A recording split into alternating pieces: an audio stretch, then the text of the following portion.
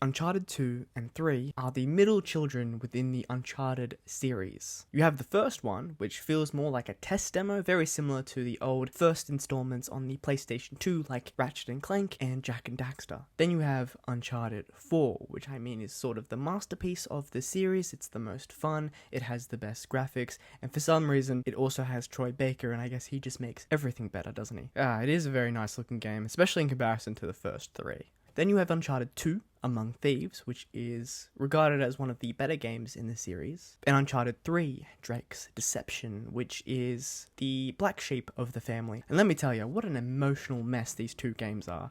I cried, I raged because I cried because I raged, and I got killed a lot. So, let's talk about them.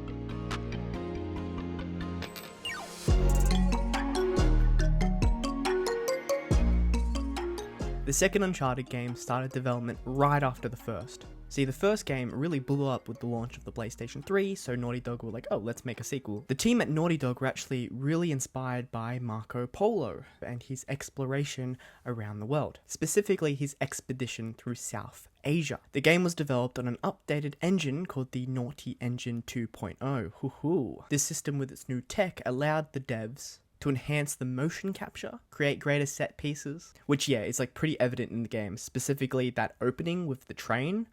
Wow. And online multiplayer, which I remember like every single player game back in the early sort of 2010s had like multiplayer. Assassin's Creed Brotherhood had this very bizarre multiplayer system, which they did for a while. They also did it in Assassin's Creed 3 as well, in Assassin's Creed Revelations. Oh, and Mass Effect had multiplayer. I'm assuming they don't do this nowadays because games are just so expensive, specifically in the AAA market, that they can't risk developing a sort of secondary multiplayer experience.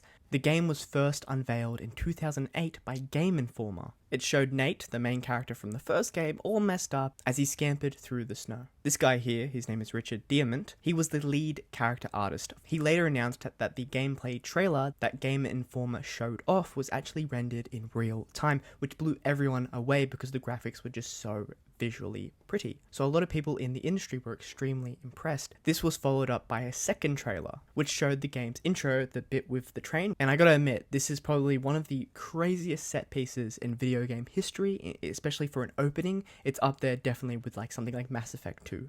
Amy Hennig, Neil Druckmann, and Josh Schur all returned as writers, and by the way, they did an amazing job this time around. I feel like in comparison to the first game, the second is just tightly paced. If this was a movie, it would be up there with something like John Wick. The guy who did the Wheel of Time adaptation, he wrote the kind of very mediocre Uncharted. Rafe Judkins. He did Uncharted. Yeah, 6.3. You could do so much stuff with an Uncharted movie. They proved it with the second game.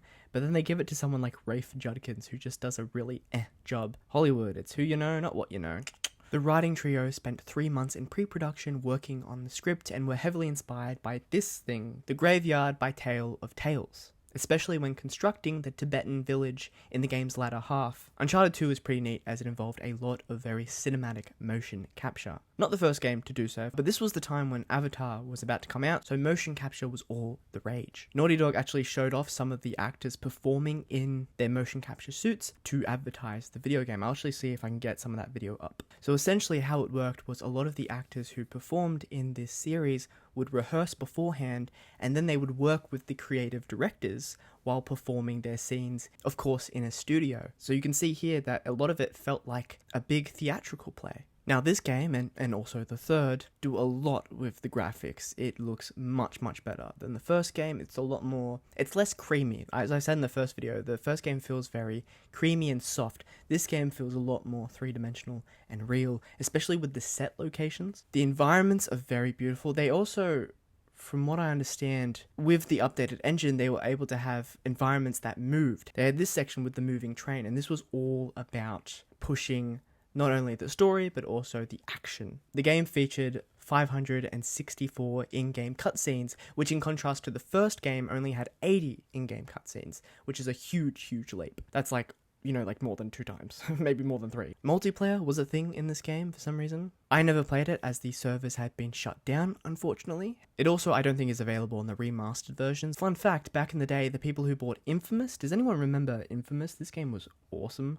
Sony had a deal that if you bought the infamous video game, you'd actually get a code to play a beta version of Uncharted 2's multiplayer. In its prime, there was competitive and co-op multiplayer options. When playing co-op, you and two friends would play as Nate and two other characters from the main game, and you would undergo a range of activities such as parkour, shooting of course, because you don't stop shooting in the bloody game, and teamwork-based activities. The competitive multiplayer allowed for up to 10 players and featured a range of gameplay options including deathmatch, plunder, elimination, turf war, King of the Hill of course, and chain reaction. So essentially they wanted to blend Gears of War and Call of Duty together. In terms of playable characters, when on multiplayer, you could play as Drake, Elena, Sully, Chloe, who was the new character introduced, and Tenzin.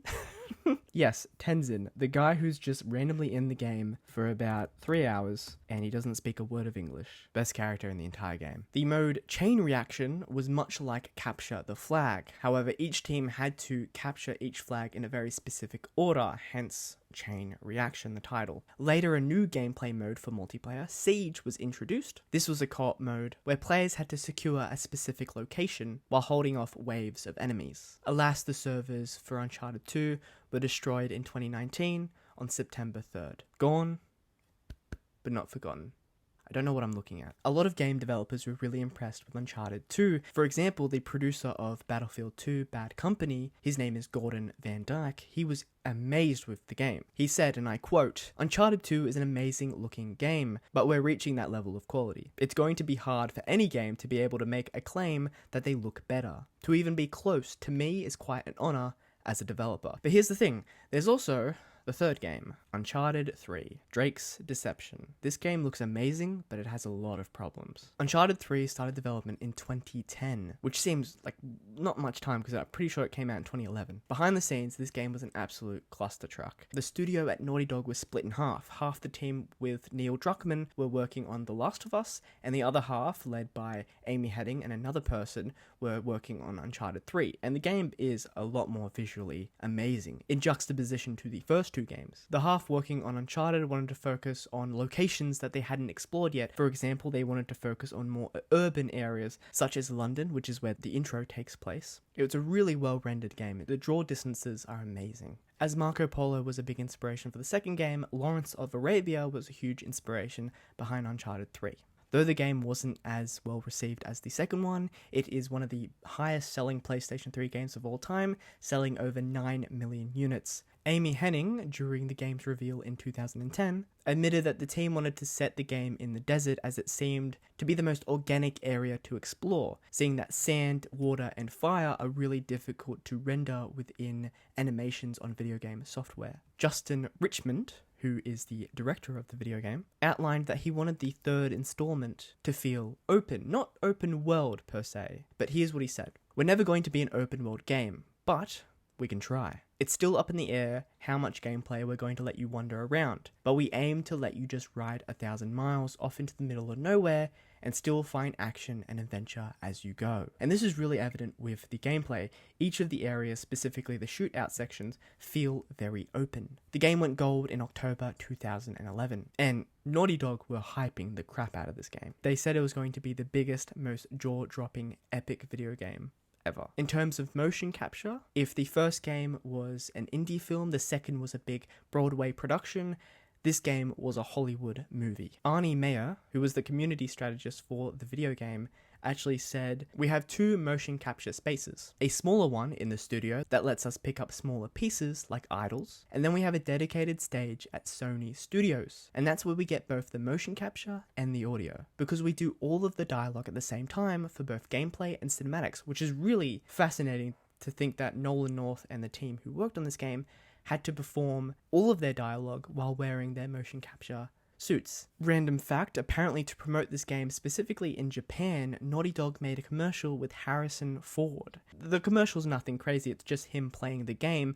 but it's also him reflecting on how he inspired the game through his performance in Indiana Jones. At the same time of the game's release, Nolan North released a book called Uncharted: Drake's Journal, which talks about his experience behind the scenes working on Uncharted 3. It's 128 pages, and I would say if you're a big fan of this series, it's well worth the read. Like the previous installment, Uncharted 3 also had multiplayer. Naughty Dog actually admitted before Uncharted 3 came out that they could have done a better job with the multiplayer systems within Uncharted 2. So the idea for Uncharted 3 was to improve every single thing they could in terms of multiplayer. Another beta was released, specifically a beta code, with the release of Infamous 2. Remember when games were coming out every couple of years? Yeah, me too. Like in Uncharted 2, there's co-op and competitive multiplayer modes, each very similar to what came before. Interestingly, Naughty Dog incorporated a buddy system. This meant that at the start of each map, you'd either get a random or a friend load in, and together you'd be buddies, and you'd be able to see each other's indicators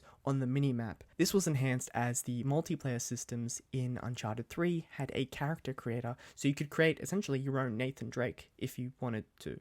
Now, I'll be honest, Uncharted 3 is a decent game. It's not great. I would say it's probably the worst in the series. It's the one I had the least fun in. Specifically, the pirate section is just not great. Though there's some great set pieces, and when the boat is sideways, it's pretty amazing. It's rough. But let's be realistic. Uncharted 2 is such a perfect game that it's a very high bar to overcome. Should you go out and replay Uncharted 2 and 3? I think so. If you're in the mood to shoot, climb, climb, yeah, it's gonna be a good time. These games nowadays are video game history, and they're important to talk about in terms of graphics, in terms of PlayStation software, in terms of what video games used to be. If I'm honest, the set pieces are why you play this game. Specifically, the train section in Uncharted 2, whether it's the opening or the actual main train sequence, or the incredible aeroplane sequence in Uncharted 3, which was so iconic they ended up adapting it in the feature film. So yeah, I won't be playing Uncharted 4 because I don't have that one. But thank you for watching. I'm gonna go now. See ya.